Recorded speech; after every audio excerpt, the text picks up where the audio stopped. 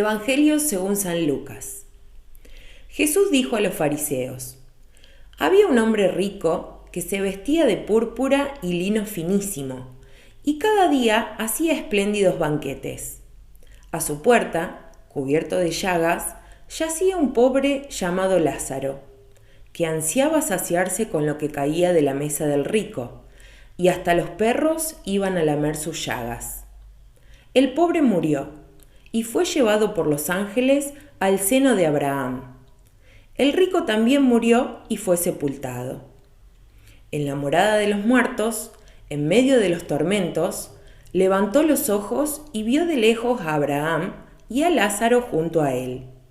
Entonces exclamó: Padre Abraham, ten piedad de mí y envía a Lázaro para que moje la punta de su dedo en el agua y refresque mi lengua, porque estas llamas me atormentan.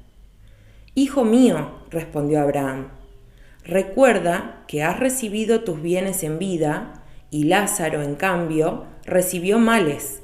Ahora él encuentra aquí su consuelo y tú el tormento.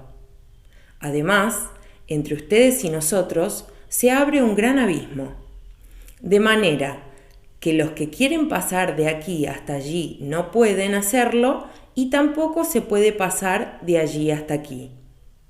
El rico contestó: Te ruego entonces, padre, que envíes a Lázaro a la casa de mi padre, porque tengo 5 hermanos, que él los prevenga, no sea que ellos también caigan en este lugar de tormento. Abraham respondió: Tienen a Moisés y a los profetas, que los escuchen. No, padre Abraham, insistió el rico, pero si alguno de los muertos va a verlos, se arrepentirán. Pero Abraham les respondió: Si no escuchan a Moisés y a los profetas, aunque resucite alguno de entre los muertos, tampoco se convencerán. Hola amigos y amigas, les comparto un bonito relato.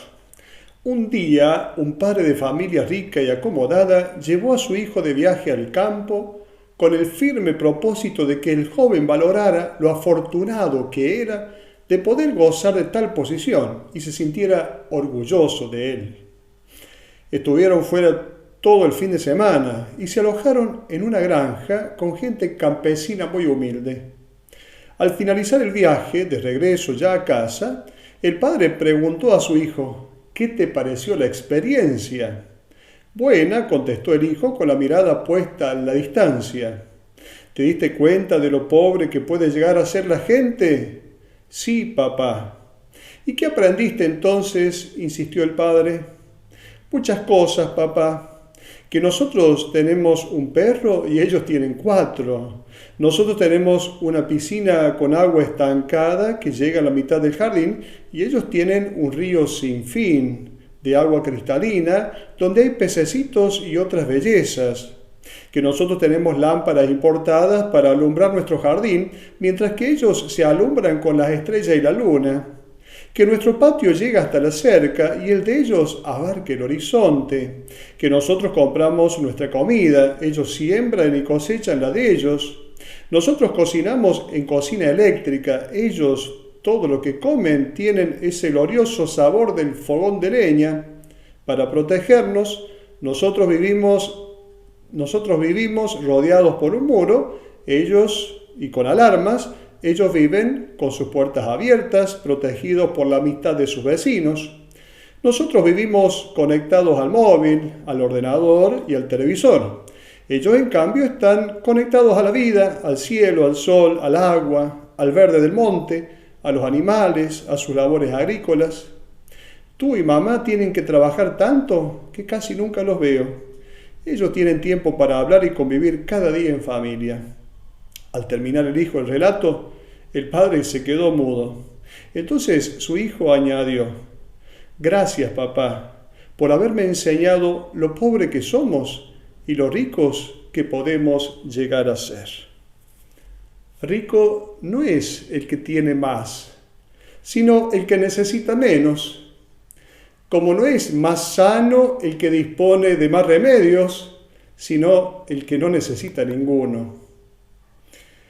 La Biblia cuando se refiere, por ejemplo, a Abraham, en el libro del Génesis, lo dice el capítulo 13, se dice que Abraham poseía muchos rebaños, plata, oro, también Isaac, que sembró en aquella tierra y ese año cosecharon un 100%.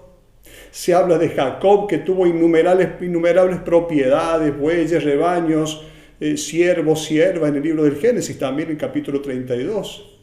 Y el Salmo 112 nos dice, el salmista promete al justo, en tu casa habrá riqueza y abundancia. Por lo tanto, en la mentalidad hebrea, la pobreza era una desgracia. Se creía que finalmente la pobreza era el resultado de la pereza, del libertinaje, de la ociedad.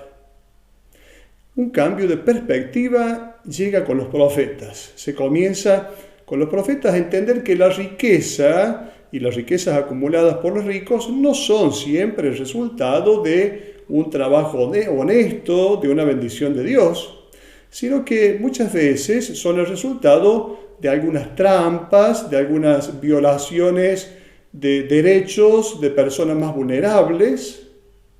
Jesús, que está en la línea de los profetas, considera tanto la codicia de los bienes de este mundo y la riqueza como obstáculos casi insuperables para la entrada en el reino de los cielos. Claro, nosotros sí pensamos, en el otro mundo se van a invertir las cosas, las condiciones, los pobres podrán disfrutar mientras los ricos van a sufrir. Y bueno, podríamos pensar, es cuestión de tener un poco de paciencia y Dios va a cambiar todas las cosas, los placeres de los ricos se van a convertir luego en tormentos. Y bueno, si pensamos de esta manera, deberíamos entonces darle la razón a Marx, que decía que la religión es el opio de los pueblos, porque finalmente la religión serviría no más que para aplacar a los pobres, alimentando en ellos el sueño de un futuro mejor. Las grandes desigualdades sociales eran prácticamente inconcebibles en el antiguo Israel, donde no era posible enriquecerse uno a expensas de los demás. De hecho, al llegar el año del júbilo, el año jubilar, todo debe volver a sus legítimos propietarios. Esto era importante para Israel. En la parábola que hemos escuchado, el mensaje principal de la historia es el juicio de Dios sobre la distribución de la riqueza en el mundo. Fijémonos, en ninguna otra parábola Jesús asigna nombres a los personajes. Solo en esta se dice que el pobre se llamaba Lázaro, que significa ayuda del Señor. Y el rico no tiene nombre, como no tiene nombre lo que él hace.